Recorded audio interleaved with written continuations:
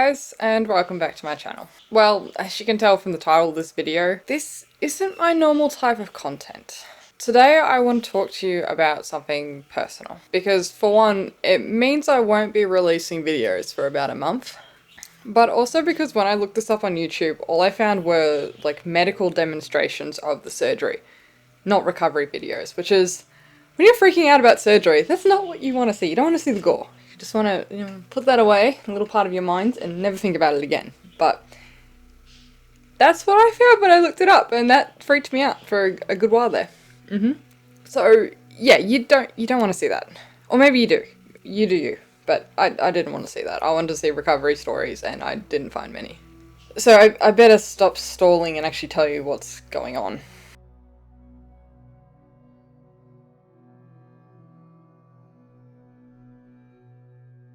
But firstly, I'd like to clarify I'm not a doctor or a medical practitioner of any kind.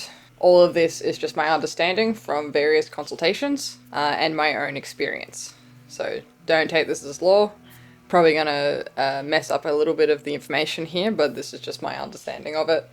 And I'm trying to present it in a way that's easy to understand for you guys as well. So I have temporal mandibular disorder, which seems to be a bit of an umbrella term for something that's gone wrong with my lower jaw. In this case, it's my jaw joints. So the way it was explained to me is that these jaw joints are sort of like a ball and socket, and how they're supposed to move is there's a disc in here that sort of acts like a rug or a skateboard that the condyle, the joint, slides along, and that's how you get the movement of your jaw. In my case, the disc is actually displaced. It's in the wrong spot. This video here seems to show it fairly well. So this here is a typical movement you should see, where the purple pink thing is the disc.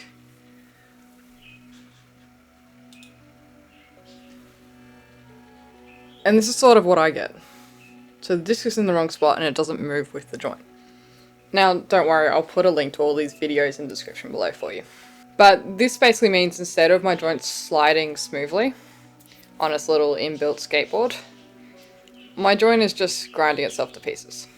So this causes constant pain, not just because of the bone, but the surrounding muscles having to work extra hard. And this means that at age 23, I have moderately severe arthritis. I can't wear headphones or earbuds for long periods of time. Even wearing them for about 5 minutes, the headphones is enough to cause pain for me to want to just rip them off, which really sucks. I also can't eat hard foods. So apples, the crackling of pork, they're all guilty pleasures for me. Because while I absolutely love them, it causes agony to eat them. So Christmas was kind of awful, I gotta say. It also means that I have clicking in my joints, which that video sort of showed. And my jaw can get stuck in weird positions. Sometimes it feels like it's slightly to the side, and it just doesn't feel like it's in the right spot. Kind of feels like it's dislocated, but not quite. Quick warning, I'm about to share the sounds that I hear on a daily basis by clicking my jaw on purpose. If you don't want to see that, skip to the timestamp that's in the description below. I'll give you a couple of seconds to go do that, because it's not a whole lot of fun. Alright, so, assuming you're still here because you want to hear it, I'm going to go right up close to the microphone, but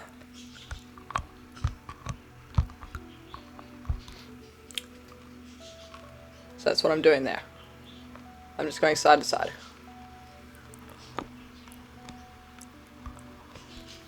So, if you got joint problems, don't do that, but just to show you what it's like. Alright, so if you're here, you're back, you've skipped the grossness or you've gone through it, but we're moving on now. So there are multiple treatments for this, some less invasive than others, and I've tried as many as possible before resulting in surgery. And I'll talk about that journey in a little bit. That's also why I wanted to make this video. It's been such a long journey, and I think it deserves to be documented, or at least remembered. Especially for myself. But while I've been seeking all these treatments, I've had my jaw function maintained. Every 2 to 3 weeks I go see a physio. I spend too much money and it was not sustainable. So technically I could just do physio for a while and continue on for maybe another couple of years, but it's too expensive, honestly, and it's not solving the problem. So that's why I was thinking other treatments as well as doing the physio. But this physio was just to get my jaw to a functioning point. If I miss a session, my jaw reverts back to its natural state. It locks up, it's tight, I can't open it very wide, and it's painful. More painful than it currently is right now. So for this video, I am reading a script. I've got all my notes over here. So for this one, I am going to read it word for word. So on day 1, I could open my jaw around 22 millimeters with a class 2 occlusion with slight deviation to the right on opening. I'm not really sure what the occlusion means, but the deviation just means my jaw didn't line up straight. When I open it, it sort of goes to the side. I'm not sure if you can see it there or not. I can now open it about 53 millimeters, but that deviates a little bit. So if you're looking for a good TMJ physio on the Mornington Peninsula, to David Beckinsale, he's the one that's been seeing me, and he's been absolutely brilliant. And without him, I would be in a lot worse position. I wouldn't have any function of my jaw. I would be in much more severe pain. He's actually got me to a functioning jaw where I can eat, so thank you so much. So what sort of surgery am I actually having? So I'm having what's known as a bilateral joint replacement. So both of my joints are being replaced with prosthetics. So this video here gives you a really good general overview of what the surgery does. So it takes out the joint.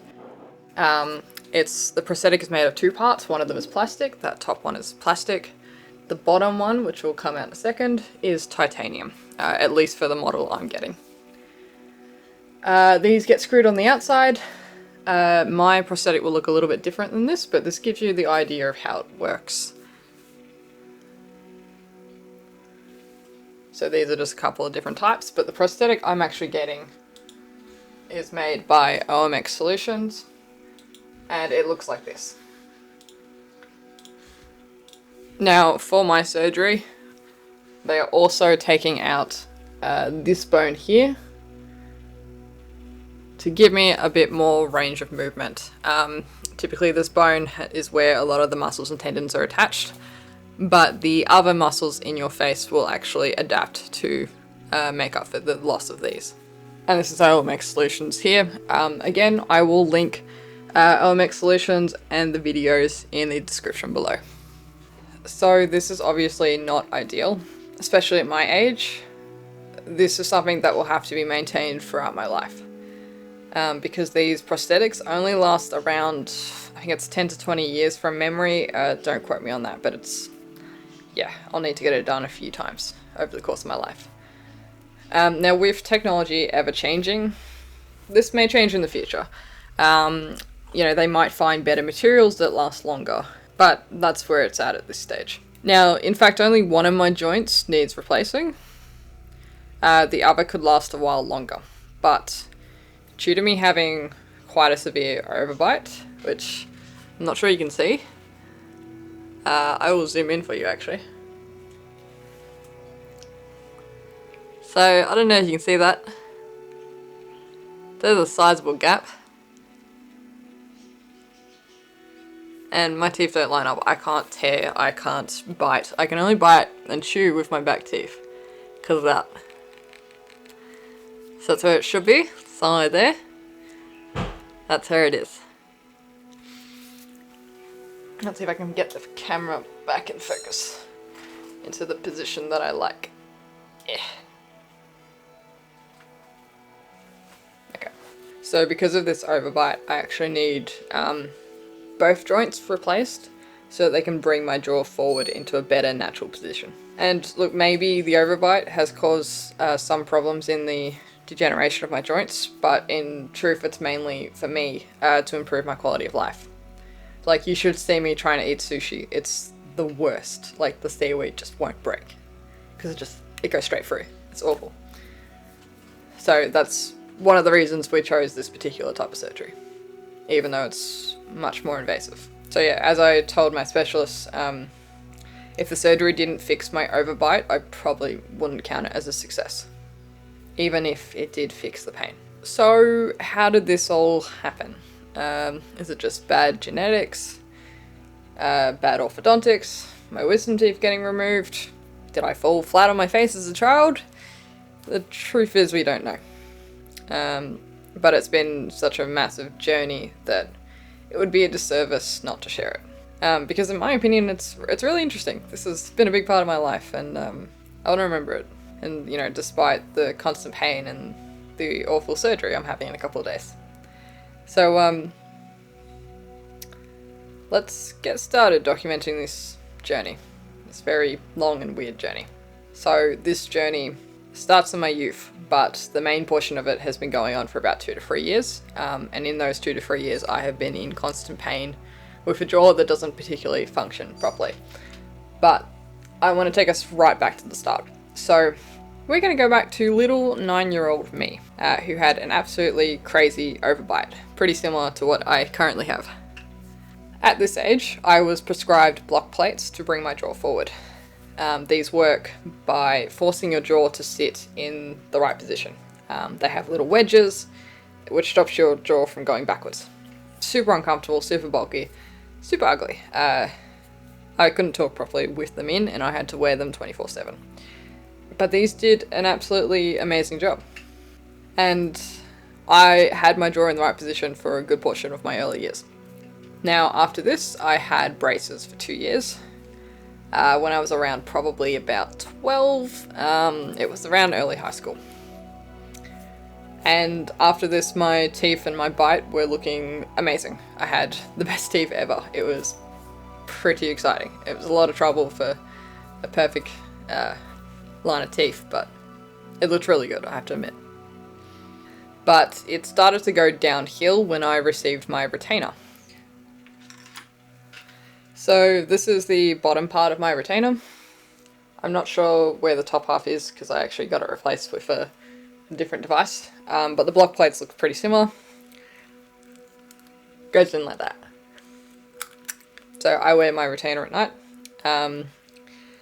But I believe for the first bit of getting my retainer, I had to wear it 24/7, and then it went to just night only. But anyway, while I was prescribed my retainer, my jaw actually started to recede again. I started to get an overbite again. And I actually told the orthodontist this every single time we visited for a checkup. But they were having a change of management. It seemed like they were trying to get rid of the older patients from the older guy.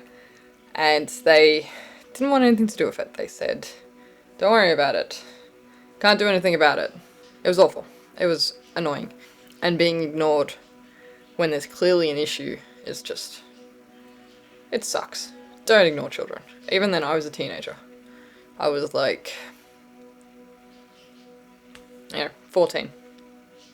It was bad. But, yeah, I'm not gonna name the clinic. I won't be going back there again. I'm sure they've got much better doctors now. That was like 10 years ago, but it was a bad experience.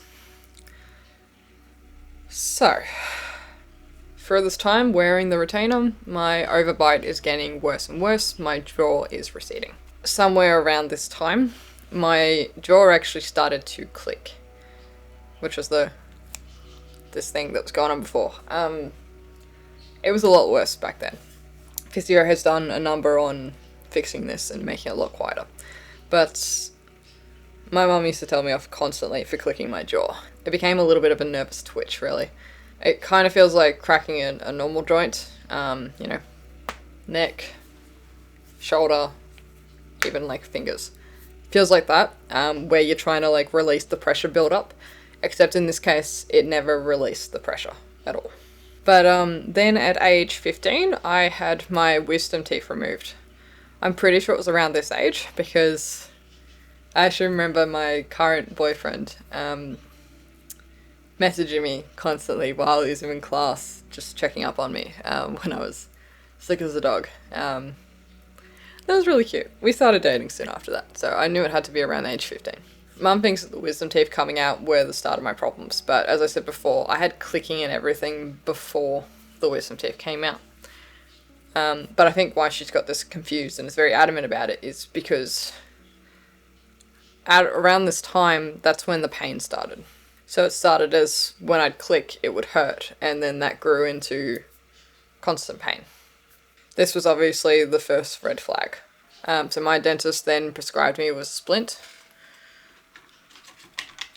which is this thing. This is what replaced my top retainer. At the time, it was much bigger. If I have photos, I'll find them and put them on. But I wore this at night. Goes in like a mouth guard. Can't talk that well. But it would come down a lot more. And it would stop me from grinding. I'm going to take this out, I can't talk. It would stop me from grinding, and it would keep my mouth in like an open position. I'm not sure what that was supposed to do. I think it's just supposed to like relieve the pressure and make sure I'm not grinding and stuff like that. But looking back, that splint was way too big. It kept my mouth in a very open position. I couldn't even close my lips. I still really can't. But I think this probably put too much pressure on my joints and made it worse overall. But this here marks the end of the first stage of my treatment. So the second stage came from seeing a oral health specialist. The pain was only getting worse and worse, and it was really starting to affect my studies and my daily life. This is when we started all of the tests and treatments. We started with physio, specific pain medication, and reducing the size of my splint. He got like a grinder and just grinded it down to a more manageable size. I had a lot of scans, like cone beam CTs and MRIs as well, done on the joints to see what was actually happening, which revealed, and I quote because I don't fully understand it, but this is coming from a couple of emails going back and forth to and from my specialist. But it was arthritic changes, again I'm reading it, arthritic changes in her TMJs, worse on the left than on the right. She has developed an anterior open bite, which is relatively unusual for a patient suffering from osteoarthritis in their TMJs. There is an anterior displaced temporal mandibular joint disc without reduction on the left. The right temporal mandibular joint is dysfunctional, probably hypermobile. This may be compensating with respect to the left side dysfunction. End quote. So, based on that alone, what I can piece together, and you kind of get used to the lingo after 2 to 3 years. But you can see how difficult it is to decipher all of this information. But what was happening was one joint was worse than the other, the disc was in the wrong spot, and there was arthritis there. So we then looked at possible surgery, and I was referred to the same orthodontic clinic, which is great. The doctor there recommended slicing up my jaw around here and bringing it forward, which would fix the overbite, but wouldn't really fix the problem with the joints, so I'm not too sure what he had in mind. Maybe that was just what he was comfortable with doing. And this will come up a lot, but the whole time he was explaining this, he was talking about how beautiful I would look with my overbite gone, with my jaw brought forward. And I heard this from multiple doctors, quite constantly. And it's kind of like, I can feel myself getting a bit emotional, it's kind of like death by 1,000 cuts. This was one of the first times I doubted myself and the perception of myself. I remember inspecting my jaw and mouth heaps after this, just constantly. And being quite upset about it all. And I still hate how I look in a side profile. I absolutely hate it. Because, like, my chin is back.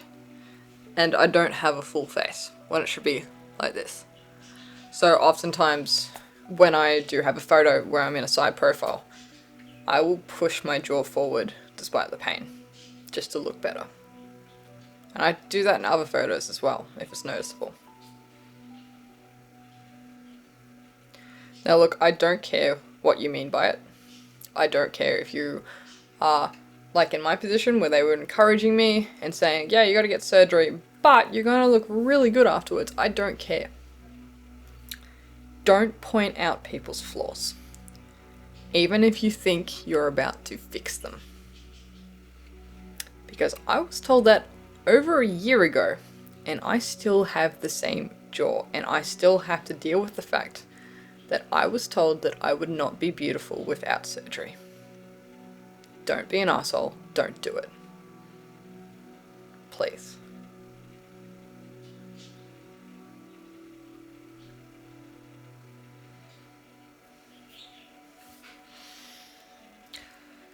This was because the on-site surgeon he sent us to didn't want to do the surgery. He said that the angle of my lower jaw would cause more problems than the surgery would solve. And for it to actually work effectively, he would need to break not just my bottom, but my top jaw and bring them forward, or move them around. And even then, it probably wouldn't work. But other than that, he didn't give us any more information or direction. As you can imagine, he was pretty awful to talk to, and kind of told me I'd be better living in constant pain than going through with the surgery. So, as you might imagine, I was pretty much in tears. And I was very, very angry, but I kept myself as calm as I could be. And I was written off as an emotional girl, and not as a woman who had been living with constant pain at age 21 for about a year or two now. He sent us off to have some blood tests done to check for rheumatoid arthritis or juvenile arthritis or any other active type, and basically placed a big stop sign in front of my face. So, feeling completely hopeless, we got the test done, and they all said that the arthritis I had was just purely mechanical. They said it was inactive and it was just from grinding. So, now where? We then tried further treatments, because I could only get the surgery done from around December to January because of uni. Otherwise it would just screw up the whole year. So my window for that particular year had now closed. Because up until that moment we were told, yes, you will get the surgery, it'll be done. No worries, you don't need to look for alternatives. Yeah, that didn't really pan out. The list of medications I tried were as follows in no particular order. I might have doubled up on these because one of them is a type of drug, and I think some of the named drugs are these types, but I'm not sure. But in any case, so I tried basic painkillers like Nurofen and Panadol. I tried Panadol Osteo. I tried Voltaren Osteo Gel. Naproxen. Glucosamine.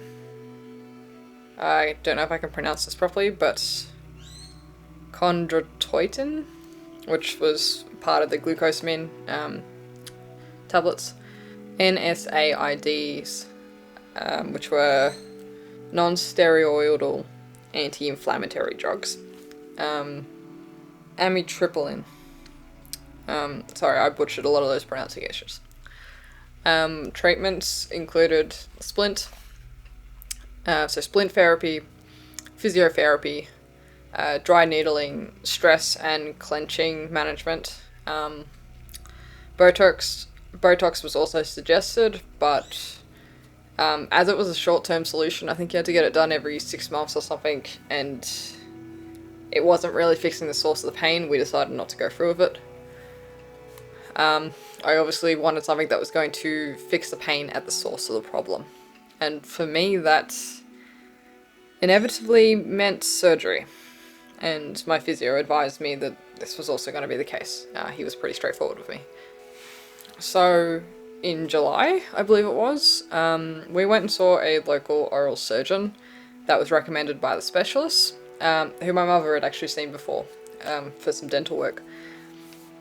And he was lovely and gave it to us straight. He can do a arthroscopy.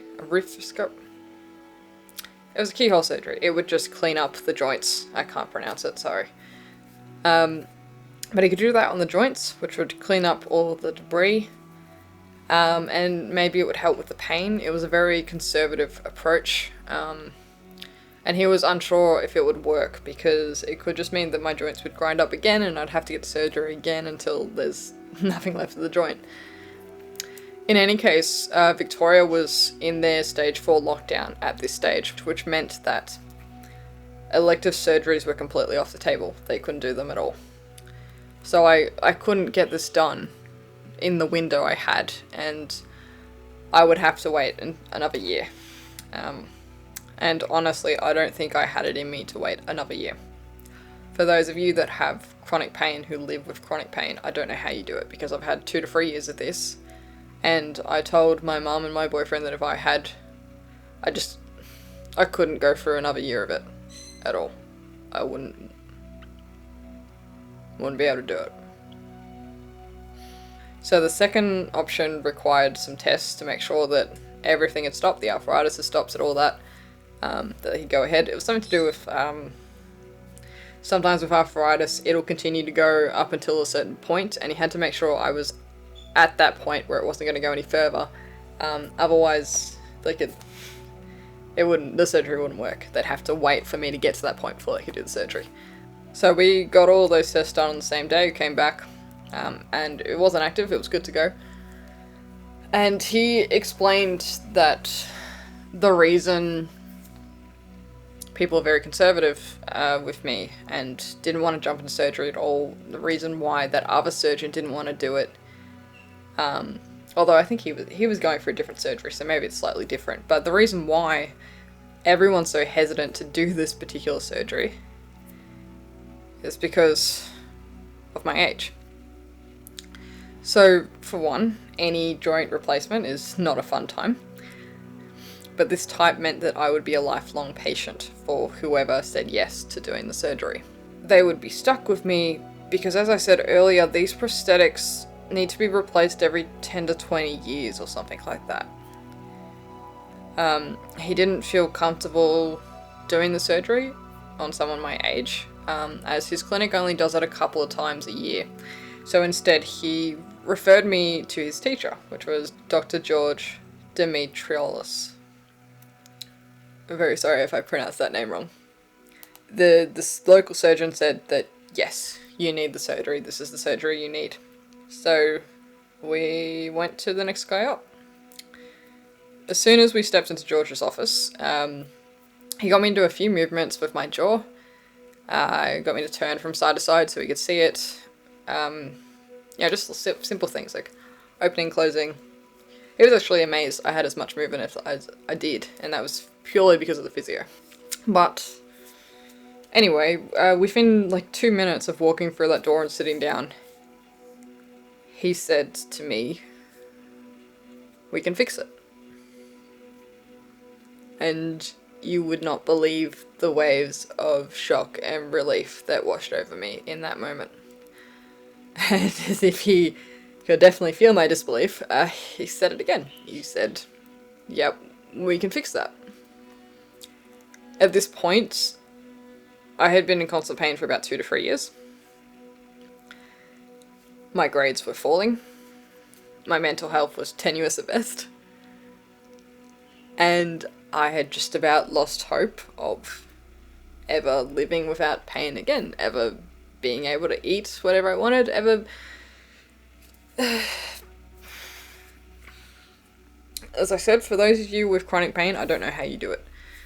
My pain consists of a constant muscular ache, sometimes that feeling of arthritis in the joint, but this pain can sometimes escalate to a really sharp and intense pain.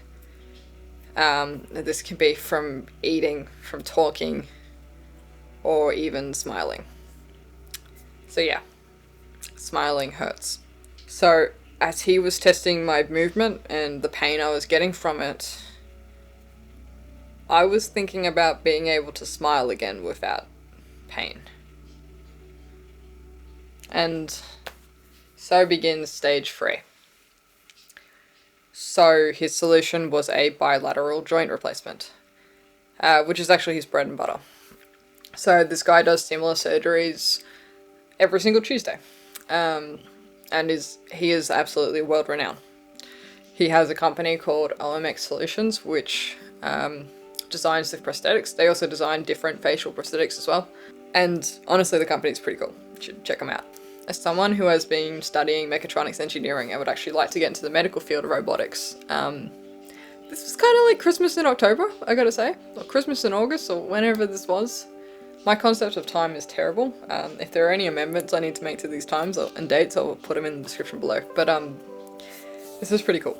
So, of course, I asked if I could have the 3D model of my skull, or maybe like an early prototype of the prosthetic. I figured they wouldn't be able to give me the actual model because of copyright and stuff. And he said he'd give me the print of my skull instead. The one that he actually uses during the surgery to make sure it's all lining up. So, if all goes well, I'm going to have a random full-scale model of my skull sitting on my desk or something. That's kind of cool. So yeah, they got me to do a bunch of scans. We had this really cool scan of my teeth, and they got it in really big, like, awesome detail. Technology is insane. But, got the head scan, got the teeth scan. They had a full, moving, working, like, completely correct model of my skull. And from that, they custom designed the prosthetics. And I got to see them last session. I didn't get any videos, but it's cool. It's pretty cool. So, you've seen how the prosthetic will look. It's a titanium plate on the outside, on the bottom one.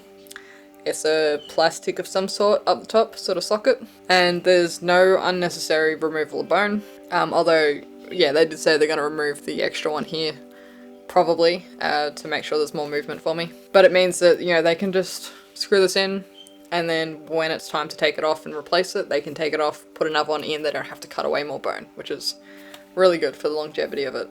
It's also really lucky that my surgery got delayed by a year, because 6 months ago, the prosthetic design they had approved didn't have lateral movement. I wouldn't be able to move side to side, and now I can with this particular prosthetic. That's how quickly this technology is changing. So I've spoken a lot about the journey, but what about the actual surgery? What do I know about it?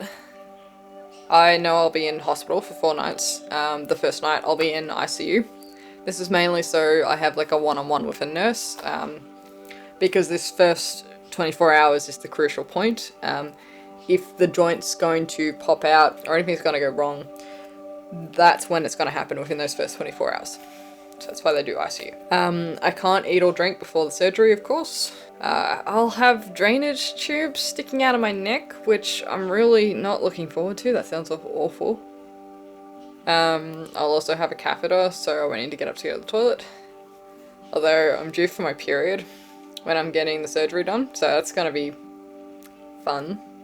The cost is absolutely immense, even with private health insurance.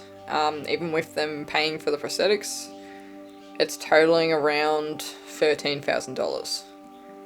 And I can't thank my parents enough for not letting me pay for it, because that's extensive, that's insane. Although I'll probably sneak some money into their bank account, and they won't, well, they'll see it, but you know, they don't watch these videos, so. But like, thank God I still live at home. That's another worry, you know, in 10-20 years when I need to get it replaced, I'll be moved out, so hopefully I'm financially stable by that point. But it really makes me feel for those who can't afford life-changing treatments. Like in Australia, our healthcare system is pretty good. And if I had to pay the full, like, $30,000 or so for this surgery, that would just be insane. So, I'm grateful for how lucky I have been with this. So, the first week is going to be pretty terrible. I won't heal at all within those first weeks. My jaw won't be wired shut, which is good, and I'll be eating liquid to soft foods. Recovery time is about a month, which is why there won't be any videos for the next 4 weeks. And I might be able to work from home during the tail end of that. I need to quarantine for a week beforehand, and I need to get the COVID test just in case, but otherwise there's no other restrictions, it seems, due to COVID.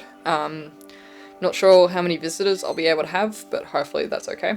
I'm going to be a bit of a mess for a while, so yeah, don't expect any videos probably won't even have any Instagram posts or anything like that. But I'll see if my partner can put up like some photos to show that I'm alive. You know, when I wake up, assuming it's not too graphic, but you know, chews coming out of my neck, it might be. That reminds me, I will have facial scars.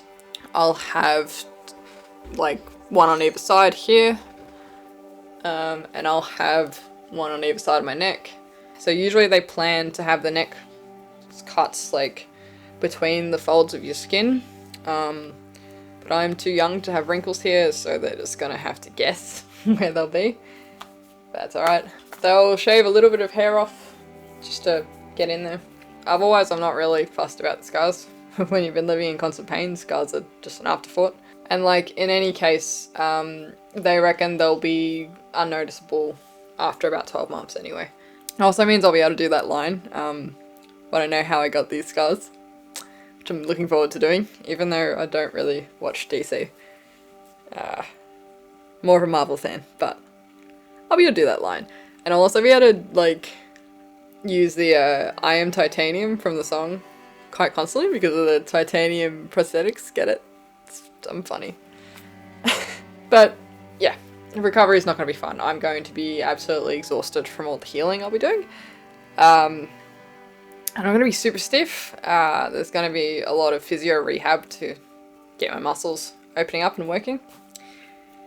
Not sure when that'll start. It'll either start during that recovery period or afterward. Depends on how the recovery goes, I guess. But afterwards I should have a fully functioning jaw. Assuming everything goes well, it should be fully functioning and pain-free. Which I'm looking forward to. Not looking forward to the surgery, but the result should be good. My great uncle actually made a very valid point, which amused me quite a lot. And that was at Christmas, of course. So my Uncle Jackie is quite the character. He used to do a lot of theatre.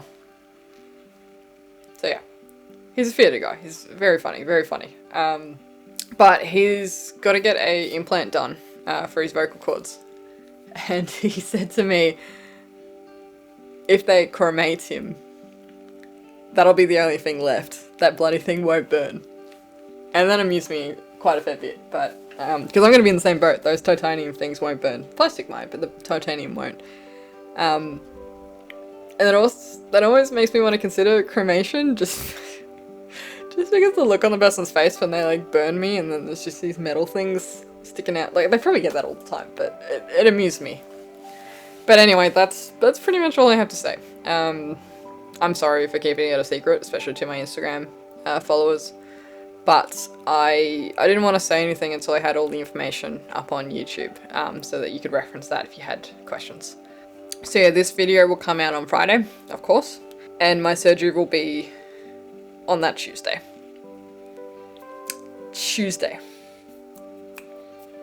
Just a couple of days. Cool. I'm absolutely terrified, I'm not gonna lie. I have had multiple anxiety attacks over this. Yeah, I'm terrified. I'm freaking out quite a fair bit, but I know it's for the best, and it's the best educated decision I could make. We went through everything. We went through like every conservative treatment we could find. Spent so much money. I'm so grateful for my parents for doing that for me. But in the end it was pretty inevitable. This wasn't going to be sold through painkillers because they didn't work. It wasn't going to be solved through physio because there was an underlying problem. Yeah. So surgery it is. But I know at least that if someone else is in the same position as me, at least they have a YouTube video to look at that's not just blood and gore. Don't look at the surgery, it's disgusting. It's really gross. I did it, and it terrified me, so then I showed my friend, and he was loving it, and I was like, this is awful, go away. But, don't look at the surgery videos, don't do it to yourself. But yeah, if you've had a similar thing happen to you, or you're going to have surgery like this, let me know down in the comments. It'd be nice to be a little bit more reassured before the surgery. Yeah. This has been filmed, I think 2 weeks before my surgery. Exactly 2 weeks before my surgery. And I'm freaking out now, so I can't imagine what I'm going to be like when this video comes out. So it would be good to hear all your kind words. You guys are absolutely amazing. And I'm glad that I have this little community to talk to, really. But look, I'll probably be making a video detailing the recovery as well.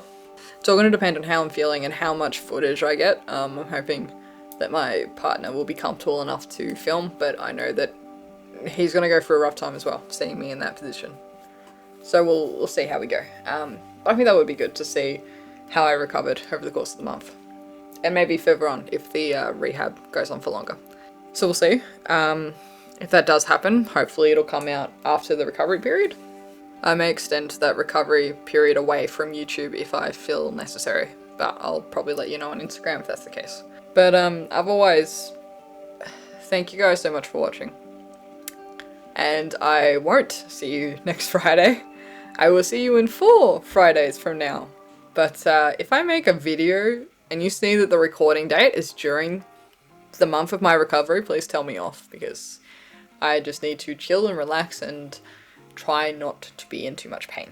But yeah, thank you guys, and I'll see you later. Bye.